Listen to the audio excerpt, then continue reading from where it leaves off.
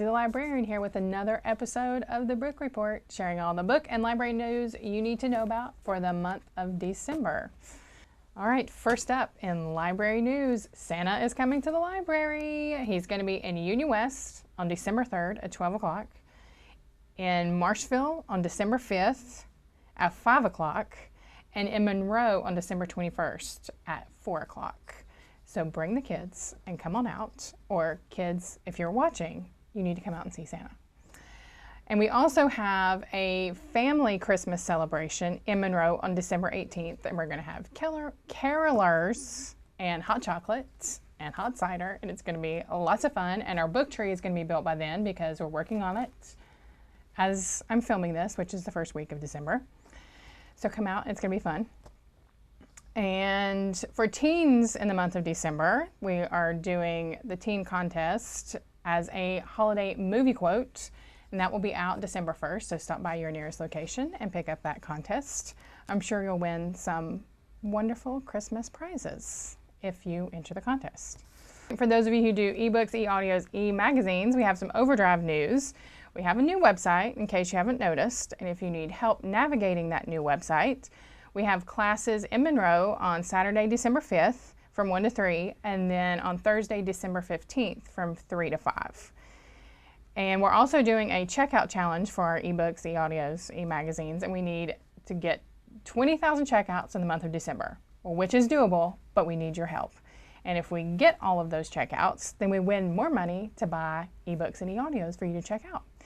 And to help us reach our goal, we're going to increase the number of holds that you can place from 3 to 5 and the number of things you can check out from 5 to 7. And that will take effect on Friday, December 9th. So get on there and check some stuff out and help us win the challenge. All right, and then just some reminders. For the library will be closed for Christmas from Friday, December 23rd through Monday, December 26th, and for the new year on Sunday, January 1st, and Monday, January 2nd. And Storytime will be taking a break during the week of Christmas on December 26th through 30th, and the week of the new year, January 2nd through 6th. All right, so that's it for library news. Let's talk about some books. All right, first up, we have The Chemist by an author you may recognize, Stephenie Meyer. She, of course, wrote the Twilight books, but this is an adult thriller romance, kind of in the vein of her other book, The Host, except not a sci-fi. And this one is about a girl who used to work for the U.S. government, but very few people ever knew that. An expert in her field, which is torturing people with chemical concoctions, she was one of the darkest secrets of an agency so clandestine it doesn't even have a name. And when they decided she was a liability, they came for her without warning. Now, she rarely stays in the same place or uses the same name for long. They want her dead, and soon. When her former handler offers her a way out, she realizes it's her only chance to erase the giant target on her back.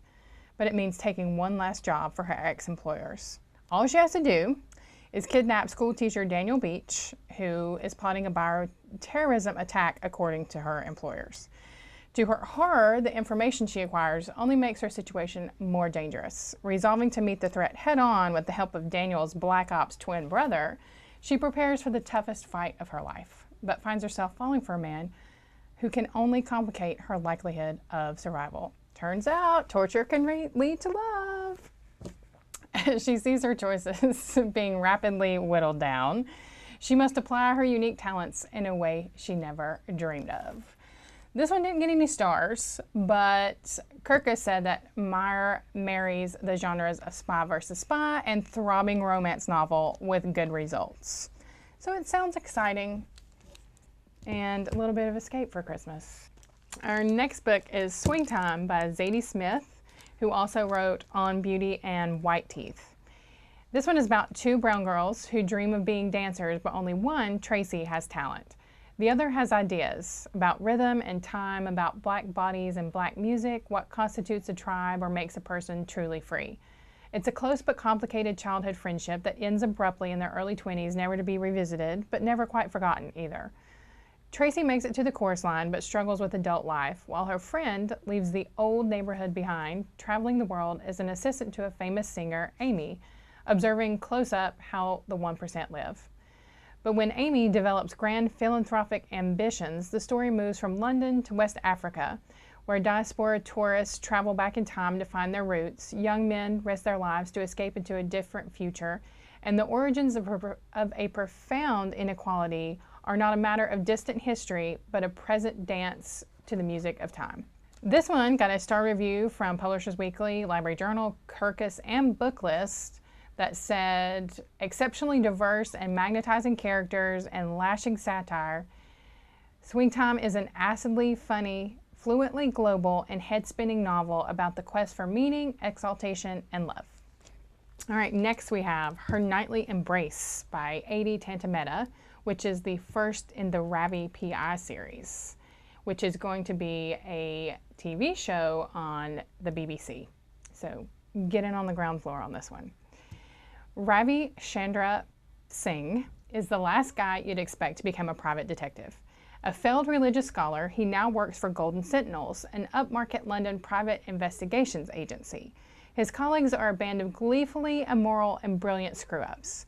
Thrust into a world where the rich, famous, and powerful hire him to solve their problems and wash their dirty laundry, Ravi finds himself in over his head with increasingly gonzo and complex cases and the recent visions that he's been having of Hindu gods aren't helping. As Ravi struggles to stay ahead of danger, he wonders if the things he's seeing are a delusion or if he might, in fact, be unrecognized shaman of the modern world. So like I said, this is soon to be a BBC TV series, and it's a mystery with a little touch of fantasy. All right, next we have our nonfiction pick of the month, Born a Crime by Trevor Noah, who you might know from being the host of The Daily Show on Comedy Central. And his memoir chronicles his unlikely path from apartheid South Africa to the desk of The Daily Show, which began with a criminal act, his birth. Trevor was born to a white father and a black mother at a time when such a union was punishable by 5 years in prison. Living proof of his parents' indiscretion, Trevor was kept mostly indoors for the earliest years of his life, bound by the extreme and often absurd measures his mother took to hide him from a government that could, at any moment, steal him away. Finally liberated by the end of South Africa's tyrannical white rule, Trevor and his mother set forth on a grand adventure, living openly and freely and embracing the opportunities won by a centuries-long struggle. Born a Crime is the story of a mischievous young boy who grows into a restless young man as he struggles to find himself in a world where he was never supposed to exist. It is also the story of that young man's relationship with his fearless, rebellious, and fervently religious mother, his teammate, a woman determined to save her son from the cycle of poverty, violence, and abuse that would ultimately threaten her own life. The stories collected here are by turns hilarious, dramatic, and deeply affecting. Trevor illuminates his curious world with an incisive wit and unflinching honesty. His stories weave together to form a moving and searingly funny portrait of a boy making his way through a damaged world in a dangerous time, armed only with a keen sense of humor and a mother's unconventional, unconditional love. And this one got a star review from Library Journal and Booklist. All right, next up we have our young adult title of the month. The Sun is Also a Star by Nicola Yoon. Natasha is a girl who believes in science and facts, not fate, not destiny, or dreams that will never come true. She's definitely not the kind of girl who meets a cute boy in a crowded New York City street and falls in love with him. Not when her family is 12 hours away from being deported to Jamaica. Falling in love with him won't be her story. Daniel has always been the good son, the good student, living up to his parents' high expectations, never the poet or the dreamer, but when he sees Natasha, he forgets about all that. Something about Natasha makes him think that fate has something much more extraordinary in store for both of them. Every moment in their lives has brought them to this single moment. A million futures lie before them. Which one will come true? So this one got a star review from Booklist, Publishers Weekly, and Kirkus. And Booklist said, "It's lyrical and sweeping, full of hope, heartbreak, fate, and free will. Every day, like every book, begins full of possibility, but this one holds more than others," which is very sweet. All right, and last we have our children's picture book title of the month, Nanette's Baguette by Mo Willems. And this is the newest picture book from the 3-time Caldecott honor recipient. And this one follows our plucky heroine on her first big solo trip to the bakery.